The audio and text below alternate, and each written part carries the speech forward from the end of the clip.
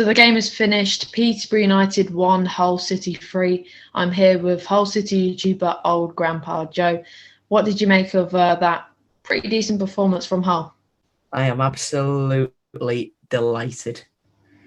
You were probably the better team. You had longer periods of pressure than we did. Chances for us came very few and far between. But when we got them, we took them. You going down to 10 men probably didn't help. But we capitalised on our short spells of pressure, and you couldn't get through on your longer periods. Yeah, I do think that is fair enough. What did you make of the referee? Because Posh fans were saying he was a little bit biased, but what did you make of him? I didn't think it was too bad. Some of the decisions I thought were iffy.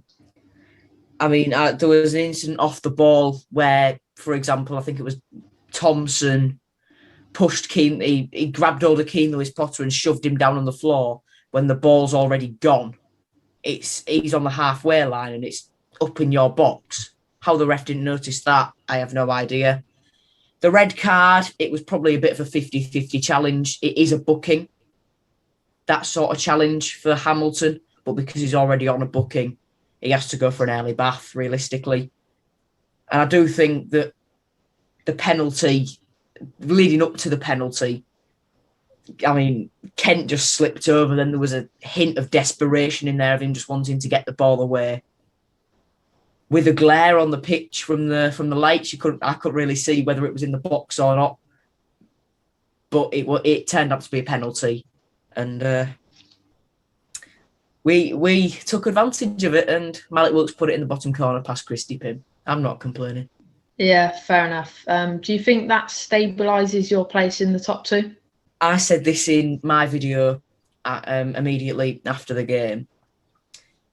Just like two and a half, 3 weeks ago, we were on a barren run and we were thinking us fans were saying we could struggle to make top six here. We're now in a position where we've put four wins together in a row. One against a side like yourselves who are notoriously difficult to beat at home, who were in and around us, who beat us earlier in the season. And we've now got a 3-point cushion with a superior goal difference up the top of the table. We only need to gain 2 more points on Lincoln so that they could only equal our points record. And then I think it's a similar position with Sunderland. Doncaster have 4 games in hand on us. We only need to gain 2 more points on them as well. A lot of results went our way tonight. Doncaster lost. Lincoln dropped points as well. I'm not sure what happened at Fratton Park with Portsmouth, Sunderland. But results tonight have put us in a very good position, and we need to keep that up, using our own form and our own momentum to keep going.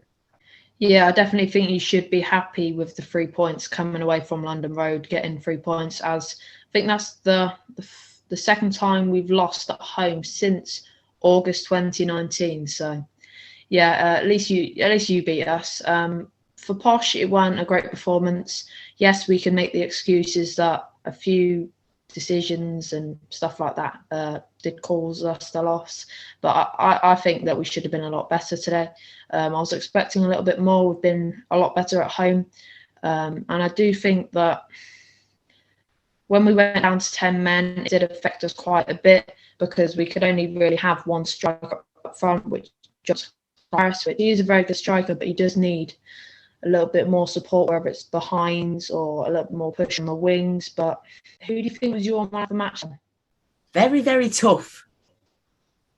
Very, very tough.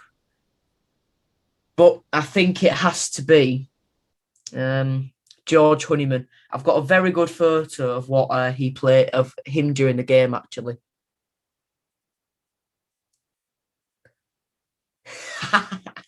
No, it was brilliant. It was causing you loads of problems. It was drawing fouls everywhere, and we're deadly from set pieces. When he's getting brought down in that situation, it shows just how much of a handful he's been, that he has to be brought down.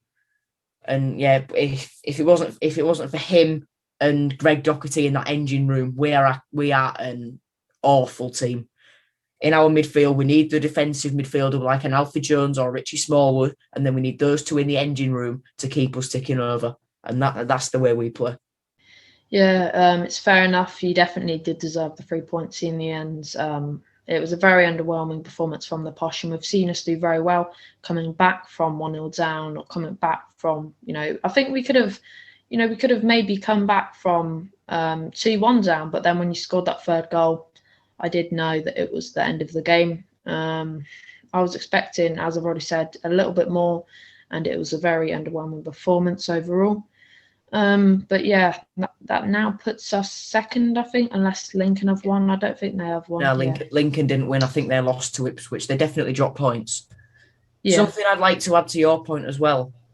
When you scored first, when Brown put it in, my initial reaction was, oh no, we're not going to come back here, because the only time this season we've gone behind and come back was against Bristol Rovers at the Memorial Stadium, where it was an inspired substitution by McCann, something we very rarely see, us Hull City fans. And we won the game. Tom Eaves, Keane Lewis-Potter and Regan Slater got goals there, and Keane Lewis-Potter on the score sheet again to guide us back from 1-0 down away from home. Yeah, this season Posh have been known as the comeback kings. We usually do, come back from 1-0 down and stuff like that. We usually do a lot better in the second half, but that wasn't meant to be today. It is a shame to see that we've lost at home, because we've had a very good run at home. But yeah, it's not come to an end of a run of form, because we lost last game. So yeah, 2 games that we've lost in a row. It's not looking fantastic. We've got Portsmouth next Tuesday. We've not got a game on Saturday, but I am hoping that we can pick up a little bit more form. Who have you got in the next few games? That Portsmouth game is going to be tough, very, very tough. For us, we've got Oxford in the week, who are a very, very tough team. They're 8th in the table at the moment, I believe. And then we have a week break. Then we head into Shrewsbury away from home. When they came to the KCOM, they absolutely battered us. So we need some redemption there. Yeah, so that is all we've got to talk about, really. An underwhelming performance from us, but a decent result for Hull City. Thank you for joining me today, Joe. No problem, mate. My final question for you is a question you asked to me.